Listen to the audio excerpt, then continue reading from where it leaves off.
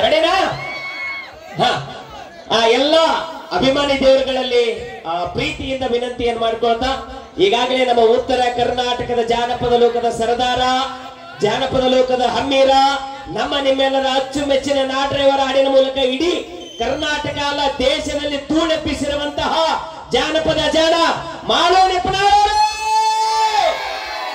ಈಗಾಗಲೇ big ಬಾಸ್ಗೆ select ಆಗ್ಯಾರ. Select ಆದ ದಿವಸನೇ ಶಾಕ್ ಕೊಟ್ಟಾರ.